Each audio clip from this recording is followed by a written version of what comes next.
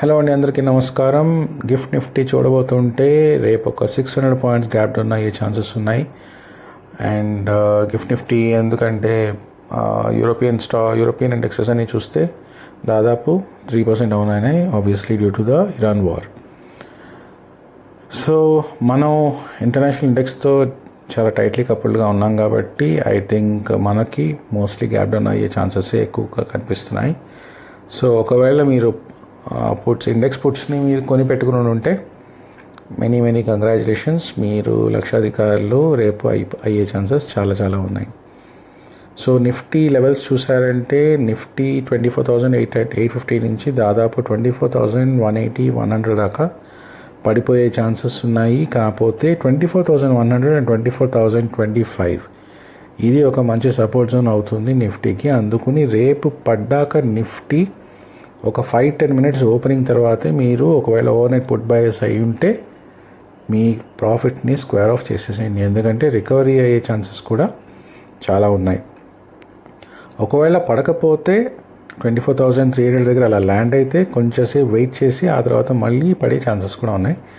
But దానికంటే I prefer case 1 where overnight చాలా gap down అయ్యి అక్కడి నుంచి రికవరీ అయ్యే ఛాన్సెస్ ఉన్నాయి. దానికి రీజన్ నేను మీకు చూపిస్తాను. So that is Nifty status.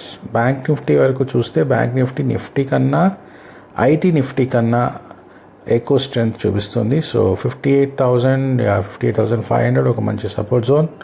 So దాని దాకా అంటే 58,000 నుంచి రికవర్ అయ్యే ఛాన్సెస్ ఉన్నాయి. ఐటీ ఇండెక్స్ కానీ వచ్చేస్తే ఉన్న దాంట్లోనే వీకెస్ట్ ఇండెక్స్లా కనిపిస్తుంది, ఎందుకంటే ఇప్పుడే ఏఐ దాడిని తట్టుకుని ఎలాగో రికవర్ అయ్యి వద్దాం అనుకునేసరికి మళ్ళీ ఇరాన్ వార్ వచ్చేసింది. So there is more likely that IT ఇంకా తగ్గే ఛాన్సెస్ ఉన్నాయి. 26,250 తన నెక్స్ట్ లెవెల్ అయ్యవచ్చు, అక్కడి నుంచి ఏమన్నా రికవరీ అయ్యే ఛాన్సెస్ కనిపించవచ్చు. Coming to commodities, crude oil excellent movement చూపించింది, బుల్లిష్ దాదాపు 2 రోజుల్లో ఒక $1,000 దాకా ఇంక్రీజ్ అయిపోయింది. So which is almost like 30%. And అక్కడి నుంచి చూస్తే ఈ వార్ న్యూస్ కనుక ఇలానే కంటిన్యూ అయితే ఇంకా ఇంక్రీజ్ అయ్యే ఛాన్సెస్ ఉన్నాయి. 7,300 తర్వాత 7,900.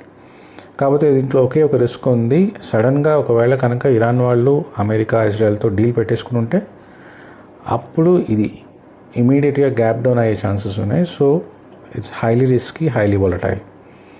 రిస్క్ని మనసులో పెట్టుకుని ట్రేడింగ్ చేయండి. అంత రిస్క్ వద్దనుకుంటే you can very simply trade gold.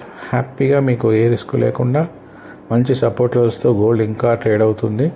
Silver లాగా పడిపోలేదు, అంతగా పడలేదు, పడింది కాదంటలేదు, బట్ అంత సివియర్ లాసెస్ అయితే మటుకు గోల్డ్లో లేవు. సో మళ్ళీ రికవరీ అయ్యే ఛాన్సెస్ ఉన్నాయి. So between gold and silver I would prefer gold. ఎందుకు నేను ఇప్పుడు నిఫ్టీ సడన్గా రికవర్ వచ్చింది చెప్పానంటే, డౌ జోన్స్ బిహేవియర్ చూసారంటే అమెరికన్ మార్కెట్స్ పడ్డాయి కాదంటలేదు, కానీ 47,000 దాదాపు 600 దాకా పడి చూసారంటే షార్ప్ రికవరీ, అంటే దగ్గర ఒక 700-800 పాయింట్స్ రికవరీ చూపిస్తుంది. ఇప్పటికీ 40,400కి టచ్ అయ్యే ఛాన్సెస్ ఇంకా కనిపిస్తున్నాయి. సో ఇలాంటి రికవరీ మనకి రేపు మార్కెట్లో రావచ్చు. అందుకుని ఓవర్నైట్ పుట్ బయర్స్ ఎక్కువ ఆశపడకుండా రేపు ఓవర్నైట్ వచ్చే గ్యాప్ డౌన్లోనే మీరు పొజిషన్స్ని స్క్వేర్ ఆఫ్ చేసుకుని ప్రిపరేషన్లో ఉండండి. That's it from here. Thank you so much.